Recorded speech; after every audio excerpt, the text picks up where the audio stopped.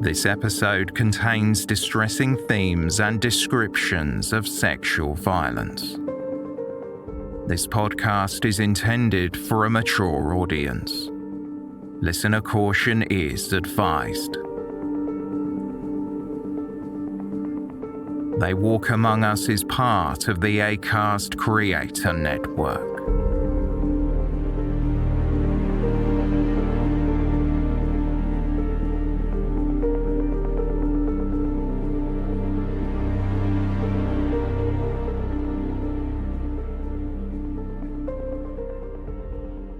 Residents of Bolne Lane were settling in for the night, preparing dinner and searching for something good to watch on television. It was March 15th, 1994, a quiet Tuesday evening in Wakefield, West Yorkshire. Some employees at Green's Printers, which overlooked the neighbourhood, were working late. Shortly after 6 p.m, one of the silkscreen print workers noticed a man approaching a red brick end-of-terrace property. The home belonged to 52-year-old Wendy Speakes. The employee watched the man from afar as he talked to Wendy at her front door. She was wearing slippers and her arms were folded. The man then walked around the side of the property. Wendy stood on her low brick wall and peered down the side of the house. No more than a minute later, he reappeared, once again at the front door. He stepped into the doorway and then glanced around to ensure that nobody was watching. Although the print worker wanted to know more about what was happening, he was needed back at work. Sometime later, he glanced out of the window once more. The same man from earlier was spotted leaving Wendy Speakes' home. He walked for a couple of yards, then broke into a sprint.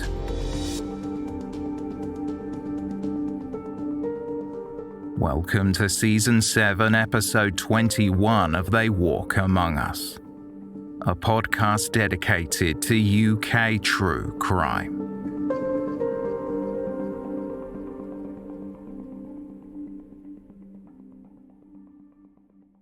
Wendy Speakes was a divorced mother of two adult children, 31-year-old Tracy and 29-year-old Leah. While the girls were growing up, Wendy took on the role of mother and father. She worked hard to provide for her family and made ends meet by working multiple jobs. They did not have much, but Wendy always prioritized her children. Speaking about her mother, Tracy later recalled to reporter Alison Maloney, "She didn't earn a lot, but we always got looked after. She would give me her last piece of bread and go hungry herself." When Wendy's children grew up, Tracy and Leah moved away, but the trio spoke on the phone almost every day and faced the good and the bad together. They had a nickname for themselves, the Three Musketeers. In July 1993, Wendy gave Tracy away at her wedding and treated the guests to a passionate speech. Tracy said, "My mum was a very special person. She showed people that extra bit of kindness. She was always there for people." Wendy Speakes lived a quiet life at her terraced home on Bolne Lane. She was described as a thrifty woman who enjoyed spending time with her daughters. Most days followed a similar pattern. Wendy was something of a creature of habit. In the morning, she got the bus to Ossett, where she was employed as a receptionist for Albatross Marketing. At the weekends, for some extra cash, she also worked as a barmaid and waitress at the Foresters Arms pub. But by 1994, Wendy was looking forward to a change. She had just handed in her notice at work and was preparing to sell her home in Wakefield. She planned on moving to be closer to Tracy, who lived in Essex. One day it had dawned on Wendy that she was only working to keep her house. It seemed pointless for her to be living alone while her daughters lived elsewhere. Wendy was determined to move, and she had been searching for the perfect home in Essex with assistance from Tracy. When Tracy learned that she was pregnant, Wendy was even more intent on moving closer to her daughters and grandchildren as soon as possible.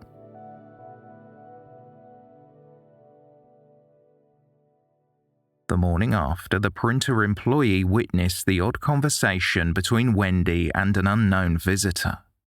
The receptionist uncharacteristically did not turn up for work. Wendy was scheduled to begin her shift in Ossett at 9 a.m. Her colleagues chatted amongst themselves, speculating as to whether Wendy was unwell. She was known to be dependable. Even if Wendy was sick, she would have called in. Wendy's colleagues rang her home, but there was no answer.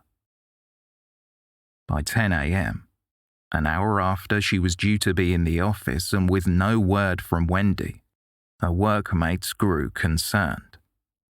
A member of staff, Deborah Crosley, took on the job of phoning Wendy's emergency contact, one of her daughters. Tracy was told her mother had not shown up for work, and no one in the office had been able to find out where she was. Recalling how she felt, Tracy later told the Sun newspaper, "I instantly knew something was wrong because my mum was very loyal and hard-working, not the sort of lady to skive off, and if she was unwell, she would have called me." Throughout that morning, Tracy continued to ring her mother at home, but Wendy never answered. Deborah Crosley then contacted Wendy's father, Robert. He had not heard from his daughter either. At this point, the colleagues talked amongst themselves and decided that somebody would drive over to Wendy's home to check on her. Deborah called Robert once more, and he said that he would accompany her on the visit.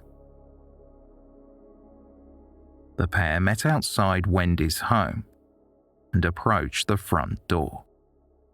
Deborah and Robert tried the door, and they realized it was not secured. Their suspicions were immediately aroused. Wendy was a safety-conscious woman who always ensured that her doors were locked. As they entered the home, nothing appeared to be amiss, but they knew something was wrong. A cupboard downstairs beside the conservatory was wide open. Wendy's shoes were strewn across the floor, at odds with the organized home. Deborah and Robert proceeded cautiously through the property, calling out Wendy's name. There was no response. Robert then walked up the stairs to look for his daughter, and Deborah waited downstairs. Now in the hallway, Robert decided to enter a bedroom at the back of the house. It was in that room he stumbled across an awful sight, something a father should never have to see. Vivid shades of deep red blood covered the floor in dense pools around Wendy. Her body was curled up at the foot of the bed as if she was recoiling in horror, but it was evident she was dead, brutally murdered in her own home. It transpired that Wendy had been stabbed repeatedly in the neck and back with a 4-inch knife. There was also evidence she had been sexually assaulted. Robert knew that his daughter was well beyond saving. She was cold to the touch, and rigor mortis had set in. Robert and Deborah bolted from the home and called 999. Detective Superintendent Bob Taylor was among the first officers to arrive at the scene. He observed the open cupboard and the shoes strewn across the floor, just as Richard and Deborah had described. The detective then continued upstairs and into the bedroom, where Wendy's body lay. Curiously, he noted that Wendy was wearing a pair of tatty, well-worn blue mule-type sandals. He made a note that they were, quote, tacky. Wendy was a fashionable woman, and the shoes were not something she would have owned. They were out of place among her other clothing. Detective Superintendent Taylor continued scanning the crime scene. On top of a chest of drawers near Wendy's body, he noticed a pair of black stiletto shoes.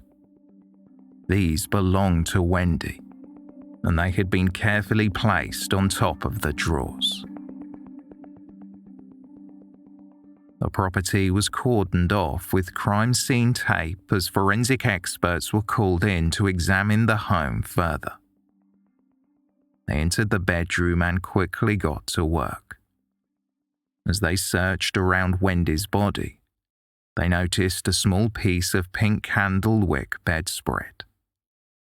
It was determined the material had been used as a gag. Near the bedspread was a pair of sheer black stockings that were tied in loops. Evidence indicated the stockings had been used to bind the victim. Forensic experts collected the evidence and then inspected the home from top to bottom for fingerprints. They got their first lead in the form of a partial fingerprint on the handle of Wendy's front door. Was it from her killer? Further evidence was left behind at the scene in the form of blood spatter on Wendy's blouse.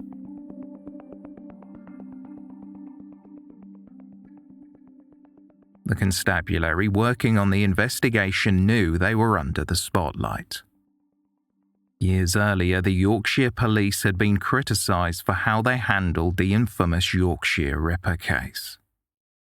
Wendy Speakes' murder brought back chilling reminders of the serial killer, and the police were determined to catch the person responsible.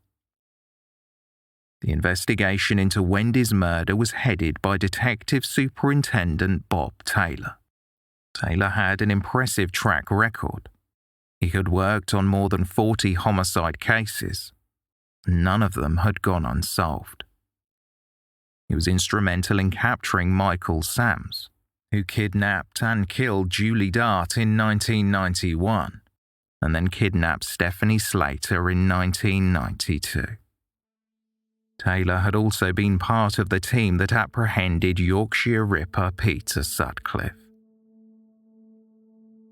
The first point of action for the police was to retrace Wendy Speakes' last known movements and narrow down the time frame in which she was killed. Investigators were able to establish that Wendy was last seen on March 15th. She had travelled home from work in Ossett on the number 126 bus. She got off outside the Midland Bank in Westgate. From here, Wendy walked the 10 minutes to her home in Wakefield, arriving around 6 p.m. Shortly after, the employee at Green Printers saw her speaking to an unknown male at the front door. The employee reported this sighting to the police, describing the man at around 5 feet 6 inches tall, with a medium to slim build. He was aged between 35 and 45 years old, and had dark brown hair that was balding at the back. The man was wearing a grey jacket with distinctive hoops around the arms, blue jeans and white plimsolls. There was no evidence that Wendy's home had been broken into, leading police to strongly believe that the killer was the man observed by the employee. They theorized that when he returned to Wendy's front door, the man barged in when she unlocked it.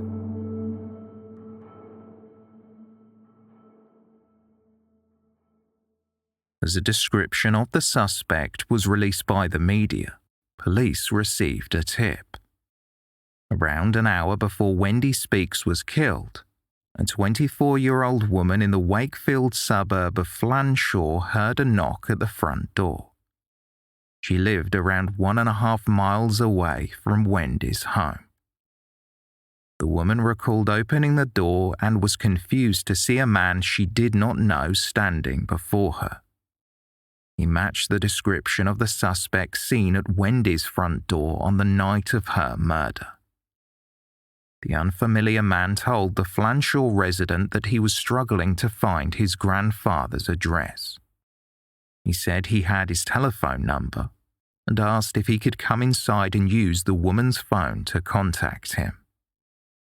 The young woman became suspicious, noticing the paper on which an address was meant to be printed was in fact blank. Realizing something was off about the situation, she slammed the door in the man's face. The woman then ran to look out the front window to see if he had gone, and the man was already running away down the road. Police speculated that this individual could be the killer, and it was only because he could not access the property in Flanshaw that he set his sights on Wendy Speakes.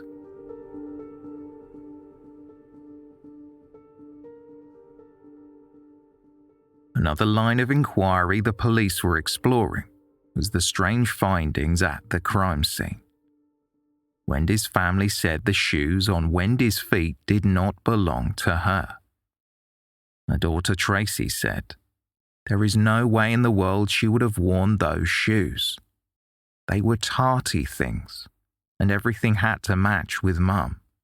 She wore gold jewellery, but it was all very tasteful." This revelation led police to theorize that Wendy's killer had brought the shoes along with him and forced Wendy to put them on before he killed her.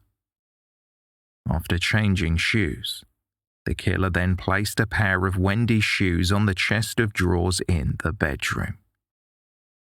Detective Superintendent Bob Taylor said, "The way the shoes were placed in the bedroom suggests he carefully and callously set the scene for this horrific crime." In addition, the police also believed that the killer had brought along the piece of pink candlewick bedspread material found near Wendy's body and the denier sheer black stockings. These items had been used to bind and gag Wendy, indicating premeditation.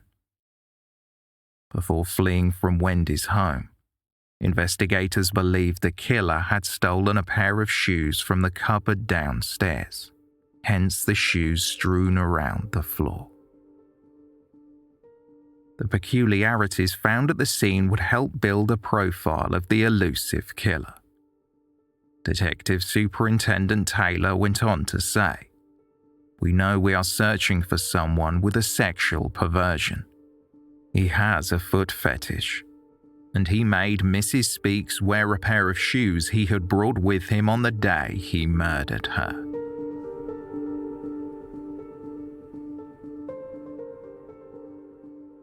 Locals were on edge as the spectre of a sadistic serial killer loomed over the community. Women were too afraid to walk anywhere alone, out of fear they would become the next target. Just a couple of days after Wendy Speakes' body was found, a woman in Wakefield heard a knock at her front door during the evening. She was aware of what had happened after seeing an article in a newspaper, so she was apprehensive about answering the door to an unexpected caller. Without opening the door, she called out to ask who was there. It was a man, and she did not recognize his voice. He inquired as to whether he could use her telephone. The woman immediately said no and then phoned the police. Her quick thinking may have saved her life. Police announced to the media that they speculated the man on the other side of the door may have been Wendy Speakes' killer, attempting to take his second victim.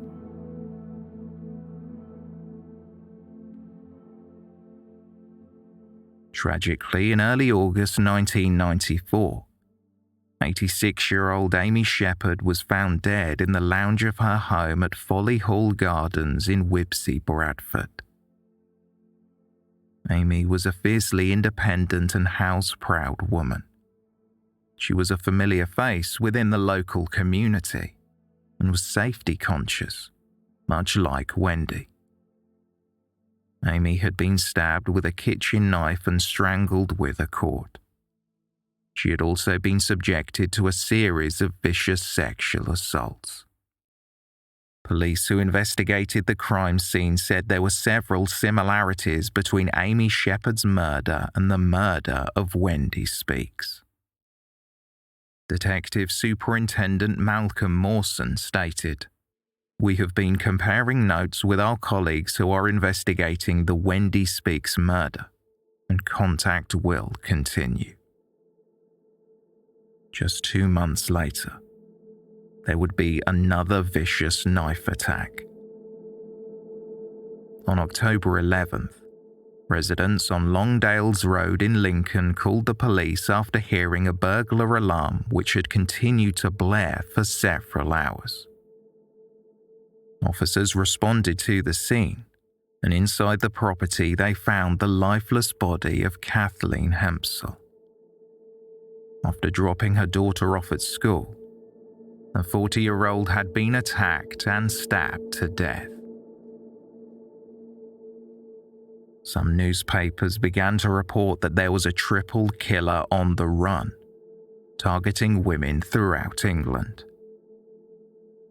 Just the following day, however, police working on the 3 homicides announced that despite some similarities, they were searching for different killers.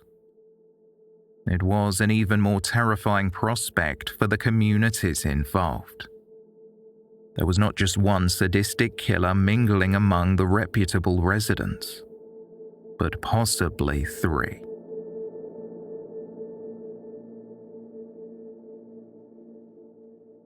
As the months wore on, the tips into Wendy Speakes' murder continued to trickle in, but nothing concrete that could point to a viable suspect in the case.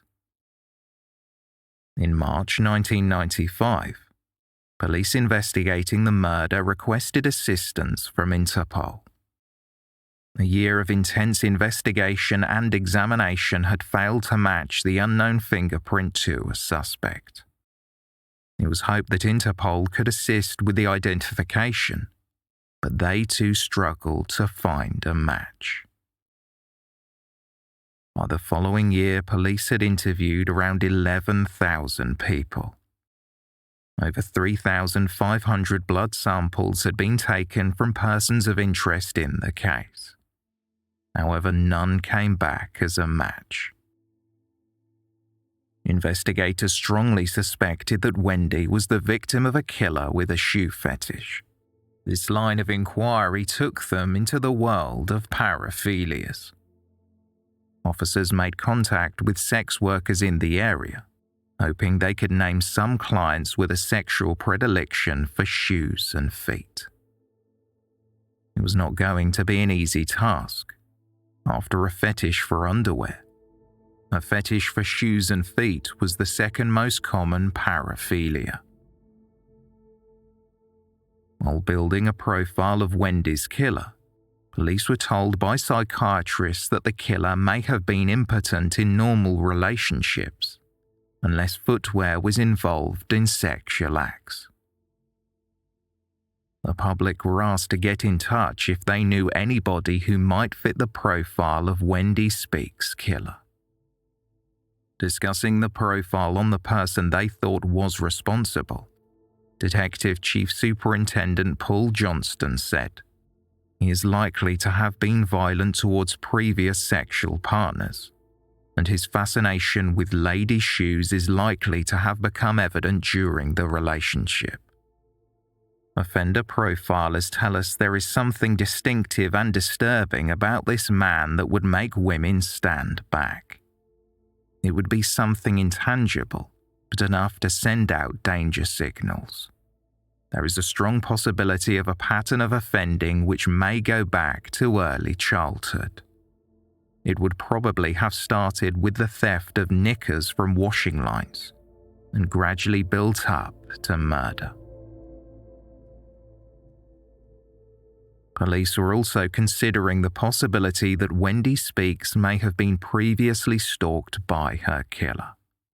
As Detective Superintendent Bob Taylor said, "How did the man know when he knocked on Wendy's door that an 18-stone Wakefield Trinity prop forward wasn't having his tea or was due home?"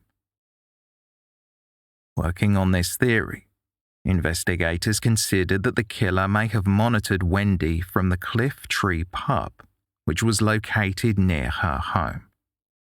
They wondered if her killer had stalked her, became familiar with her routine, and knew that she lived alone. According to Wendy's daughters, as soon as she arrived home from work, she would usually remove her makeup and shower. But when Wendy's body was found, she was still wearing a full face of makeup and her work clothing. This only further compounded the belief that Wendy had been stalked by her killer, or at least followed home. There was an immense fear among police and the community that the killer would strike again in order to fulfill his fantasies. Tracy and Leah prayed their mother's killer would be brought to justice. Following the murder, they had returned to the home where she was killed. Upon entering the living room, they saw that their Mother's Day cards were still on the mantelpiece. It was a poignant reminder of just how fragile life can be.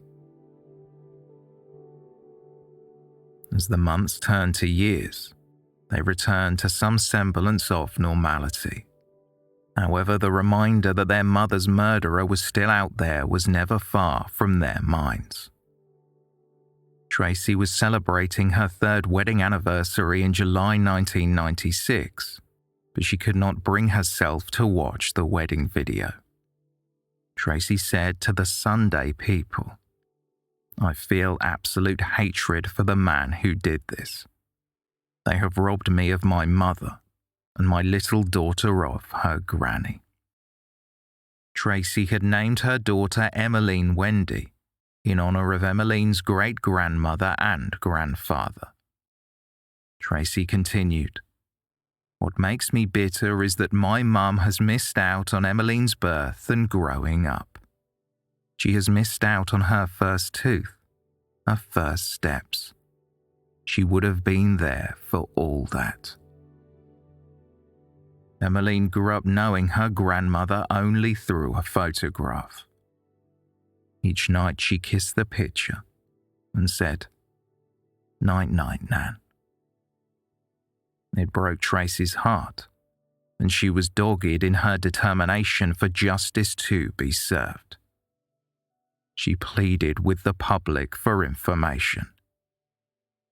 "I would urge anyone who knows anything about my mum's murder to come forward.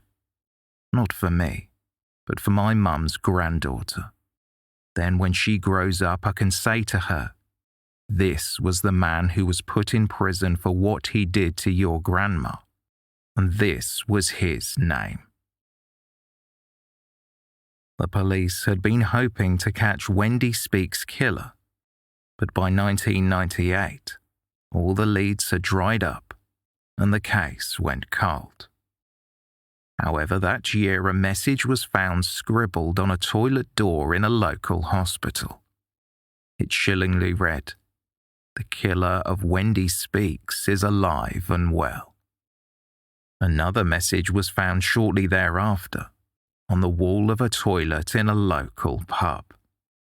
The contents of the message was never publicly disclosed, but according to sources it gloated about the gruesome murder. Another 2 years would pass without any developments. By 2000, forensic science had advanced tremendously. This included fingerprint technology. While the leads had all but dried up, the police routinely ran the unidentified partial fingerprint from the crime scene through the national database. In March, the prints were once again processed. But this time, there was a match. 39-year-old Christopher Farrow.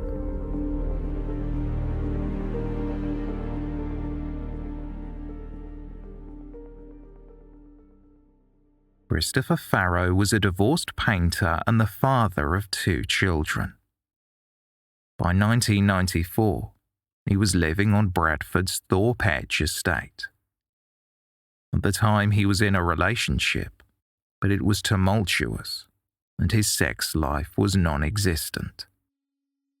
Farrow had begun fantasizing about women wearing specific shoes, and he had developed negative views about females. Soon enough, the seemingly innocent desire for footwear began to devolve into violence. The sadistic fantasies culminated on March 15, 1994. That afternoon, Christopher Farrow left his home in search of a victim. He was armed with a knife and a pair of mule-type sandals he had purchased at a charity shop. He first of all stopped in a Superdrug store and purchased a pair of sheer black stockings for 85 pence. He stuffed the stockings into his pocket and continued on his route. Farrow already had a potential victim in mind, a 24-year-old woman who lived in the Flanshaw district. He had been stalking her for quite some time and knew her routine. He also knew that she lived alone. Shortly before 5 p.m., he approached the front door. When she answered, Farrow pretended he had got lost while looking for his grandfather's home. He asked if he could use her phone. The woman refused to let Farrow in and slammed the door in his face. She was unaware that she had just saved her own life. Undeterred, Farrow continued in pursuit of another victim. Just before 6 p.m., Farrow observed Wendy Speakes as she got off the bus and walked home alone. Farrow followed her the short distance. He stood nearby and watched Wendy use her keys to open the front door. He realized that she lived alone before he accessed the property after asking to use the phone. Once inside, Farrow ordered Wendy to remove her footwear. He forced her to put on the pair of blue mule-type sandals he had brought along with him, and then ordered Wendy up the stairs and into her bedroom. Farrow then bound her hands with a pair of black stockings purchased that afternoon. He gagged her with a part of a candlewick bedspread which he had also brought with him. With Wendy immobile, Farrow then placed a pair of her black stiletto shoes on a chest of drawers near the bed before he walked back over to her. He was aroused by the sight of the shoes. Farrow proceeded to rape Wendy, and during the frenzied attack he stabbed her a total of 11 times, 9 in the back and shoulders, and twice in the neck. Before fleeing the scene, Farrow rummaged through a cupboard downstairs and stole a pair of black court shoes with a fluted edge.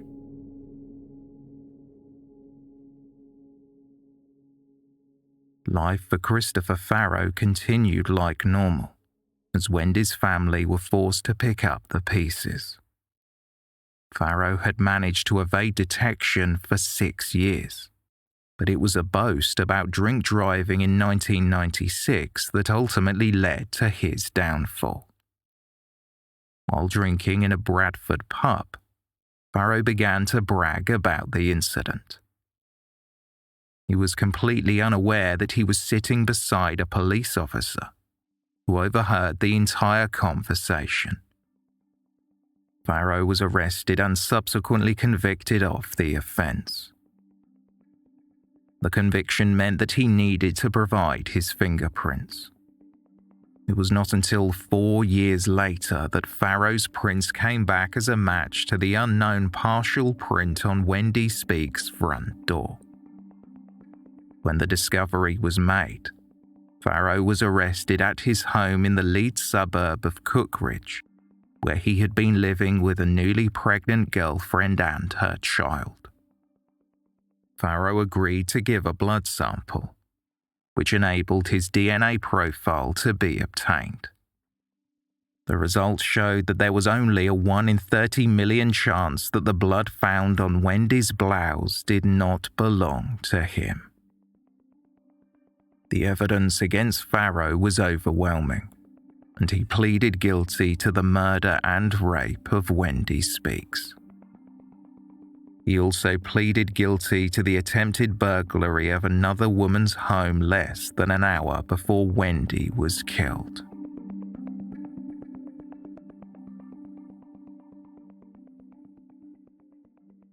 On November 14, 2000, Christopher Farrow arrived at Leeds Crown Court to learn his fate. Robert Smith QC detailed the events leading up to Wendy Speakes' murder. The prosecutor revealed that Farrow had intended to attack another person that day, the woman in the Flanshaw district. He had been stalking this woman for several days, making notes of her schedule to ensure she was alone.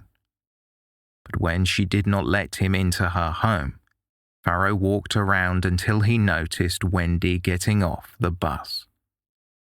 He told the police that Wendy was, quote, in the wrong place at the wrong time. Farrow almost tried to justify what he had done by further explaining to investigators that at the time, he was feeling angry because of his turbulent relationship at home and lack of sex. Farrow stated, I had been thinking how crap my life was. My sex life was absolute zero, and I had a lot of upset and anger towards my girlfriend. I decided to do something that day to someone. I just wanted someone to suffer the same way as I was feeling. Farrow's defense counsel Douglas Hogg QC argued that his client was not a serial offender. Farrow had explained that after he had raped Wendy in her home, he panicked after realizing that she would be able to identify him. He said that it was only then he decided he would kill Wendy.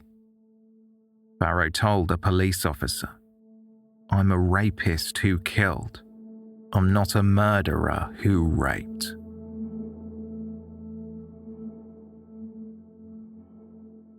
Judge Mr. Justice Morland ultimately sentenced Christopher Farrow to life in prison, with 2 concurrent 14-year sentences for rape and buggery, and 4 years for attempted burglary.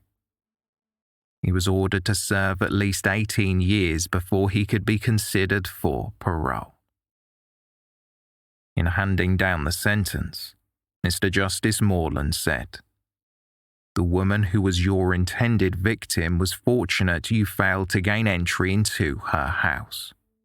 But you then located a second victim, another complete stranger, and you forced your way into her house. The judge also recommended to the Home Secretary that Farrow not be released from prison for, quote, very, very many years.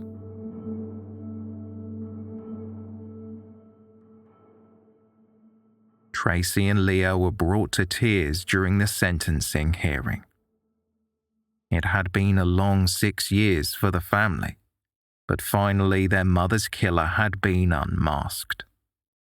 Outside of court, Tracy said, "Life should mean life, and he should never, ever, ever come out because he is such a danger to all women." As Christopher Farrow began his sentence, Detective Chief Superintendent Paul Johnston, who was involved in the investigation, shared his belief that Farrow would have become a serial rapist or serial killer if he had not been caught. Furthermore, Johnston announced that the inquiry into Farrow was still active. Experts in the field of criminal psychology had suggested that Wendy Speakes' killer likely had a history of similar offending. It was vital that they identify any other crimes that he may have been involved with. DCS Johnston went on to say, "It is possible there are other serious crimes, probably committed before Wendy's murder." Police began looking into Farrow's past to see if there were any other similar unsolved cases that might be connected.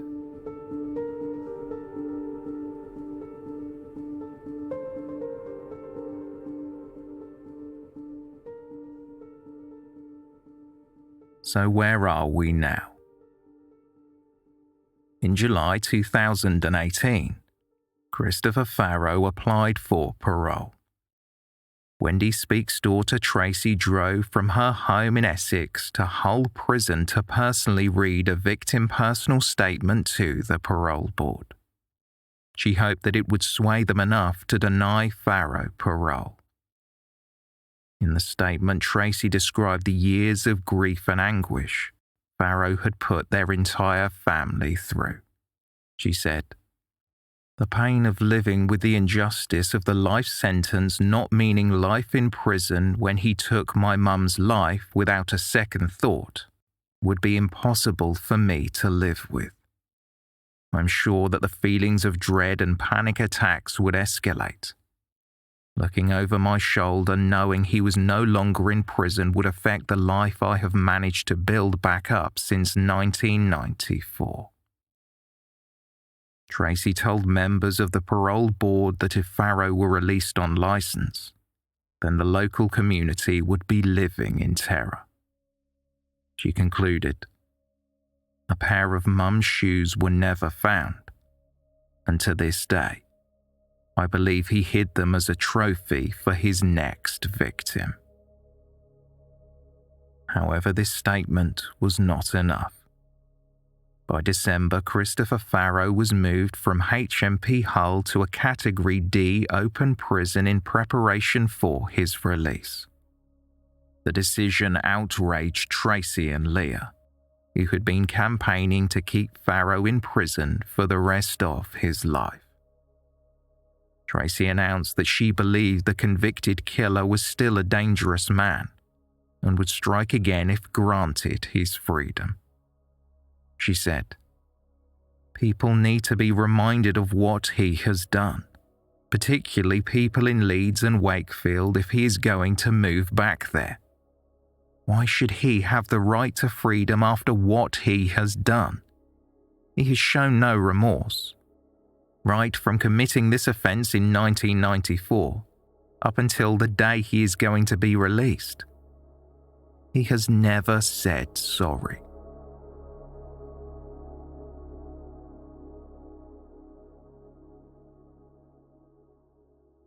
In May 2019, Raymond Kay was convicted of murdering Amy Shepherd at her home in Wibsey 2.5 decades earlier. Kay knew his victim, as he had previously delivered food to the 86-year-old, and this was how he was able to access the property.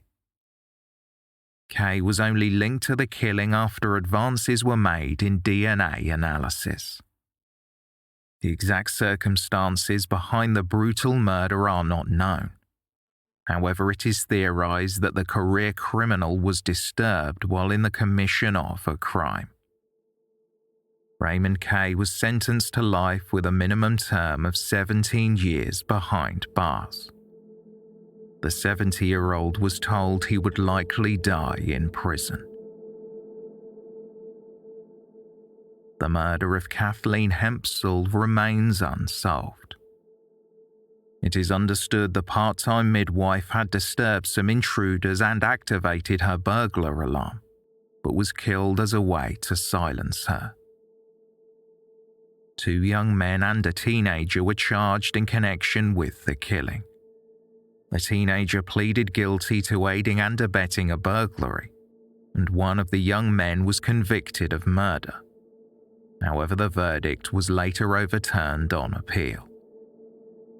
No further arrests have been made.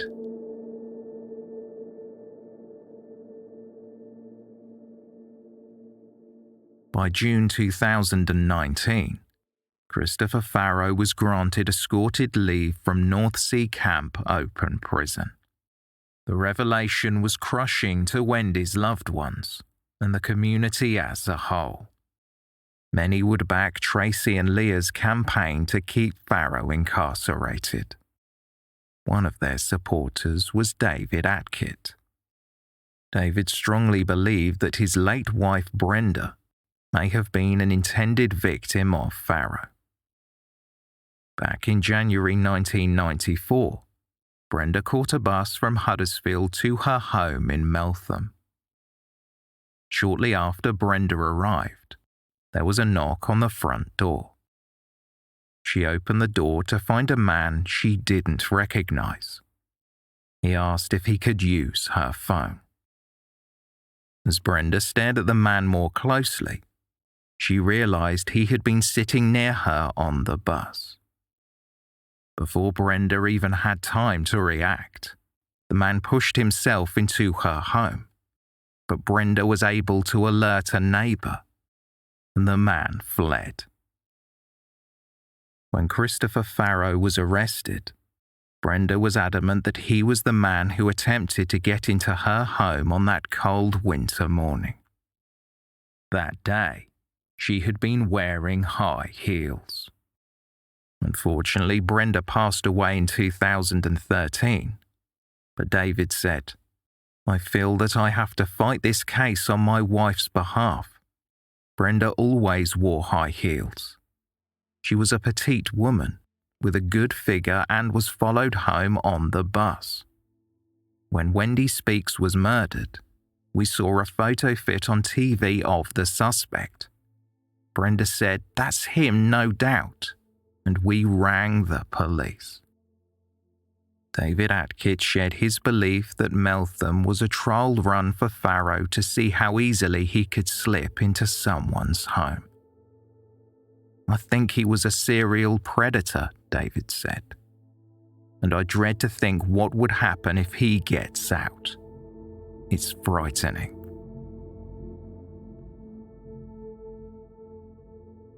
In a bid to keep Farrow locked up, Tracy and Leah began crowdfunding to raise money for a judicial review if a decision was made to grant Christopher Farrow parole. By then, Detective Chief Superintendent Paul Johnston had retired, but he went on record to express concern about Farrow being released.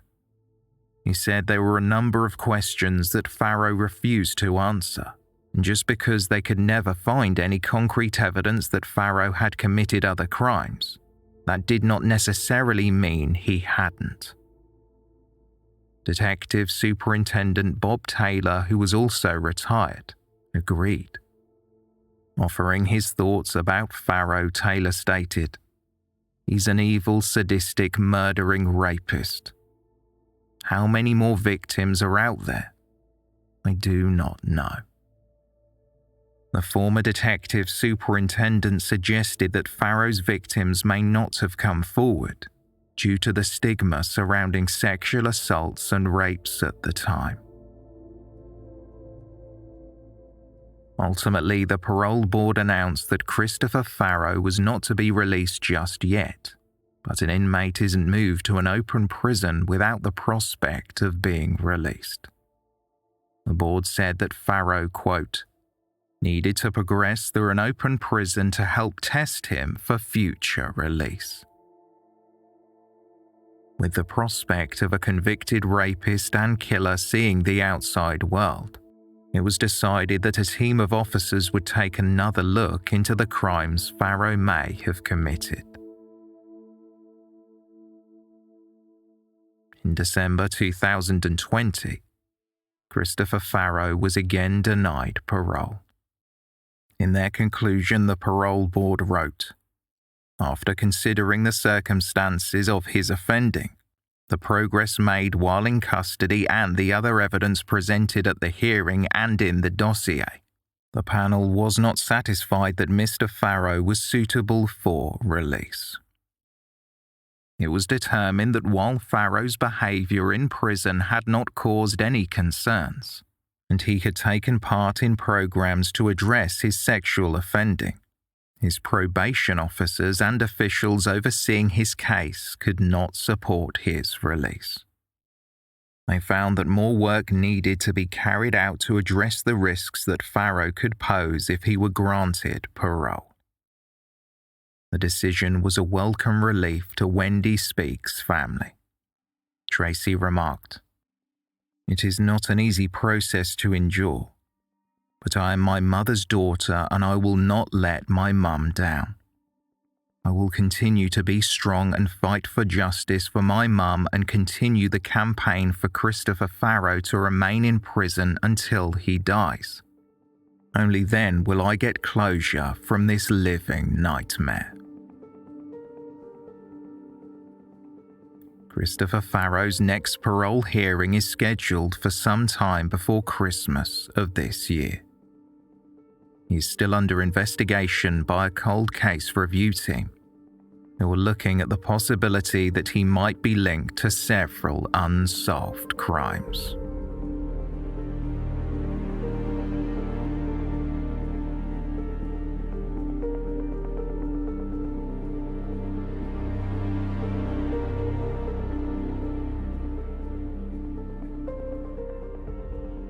Thank you for listening, and special thanks to our Patreon supporters. For more information on this episode, please see the show notes or visit our website, theywalkamonguspodcast.com.